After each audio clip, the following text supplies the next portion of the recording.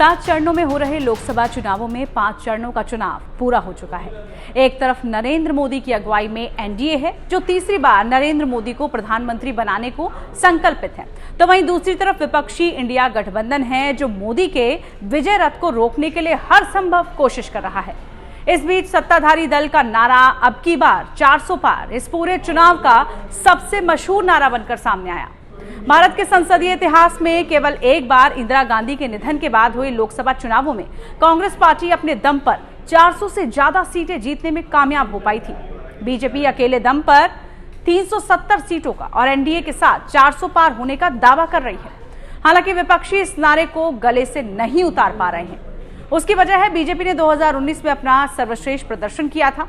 उत्तर भारत के कई राज्यों में तो बीजेपी ने क्लीन स्वीप किया था, जैसे राजस्थान की 25 में से 25 सीटें, या बिहार की 40 में से 39 सीटें, या फिर मध्य प्रदेश में 29 में से 28 सीटें जीतने वाली बीजेपी आखिर सुधार कहां करेगी। यहां पीएम मोदी का विजय रथ आगे बढ़ाने की जिम्मेदारी उठाई है बीजेपी की साउथ ब्रिगेड ने। तमिलनाडु जैसे राज्य में जहां बीजेपी का जनाधार ही नहीं था, वहां प्रदेश अध्यक्ष के अन्नामलाई ने मुख्य विपक्ष वाला माहौल तो बना ही दिया।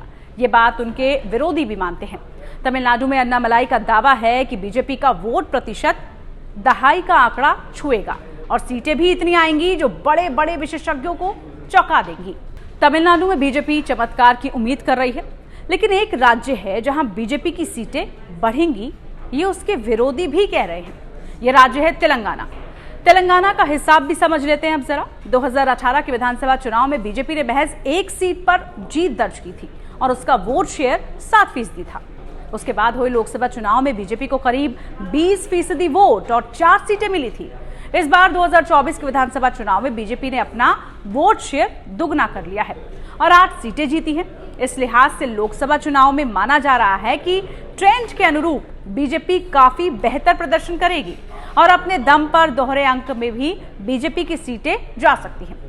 बता दें कि तेलंगाना में लोकसभा की 17 सीटें हैं। ऐसे में बीजेपी के पुराने प्रदेश अध्यक्ष बांदी संजय और स्थानीय संगठन ने अगर तेलंगाना से चौंकाने वाले परिणाम दे दिए तो मोदी के 400 पार के नारे के एनडीए और करीब जा सकती है। आंध्र प्रदेश में बीजेपी ने चंद्रबाबू नायडू की टीडीपी और अभिनेता से नेता बने पवन कल्याण की जनसेना पार्टी से गठबंधन किया है। ये राज्य ऐसा है जहां बीजेपी का जमीनी आधार नहीं है, लेकिन बीजेपी ने एक मजबूत गठबंधन किया है। विधानसभा चुनावों से उलट लोकसभा चुनावों में जनता पीएम मोदी के नाम पर वोट देती है। पीएम मोदी ने भी अपने प्रचार अभियान में दक्षिण भारत को विशेष तरजीह दी है।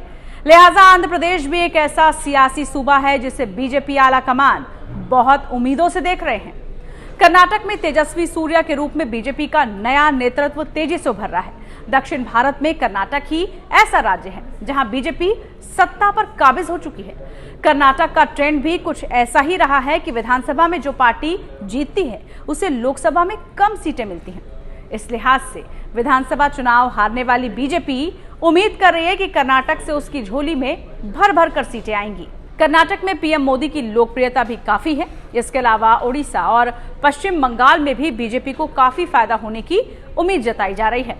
इसलिए जब प्रधानमंत्री नरेंद्र मोदी अब की बार 400 पार का नारा दे रहे हैं, तो ये देखना होगा कैसे इसके लिए आपको उत्तर भारत नहीं बल्कि दक्षिण भारत की तरफ देखना चाहिए।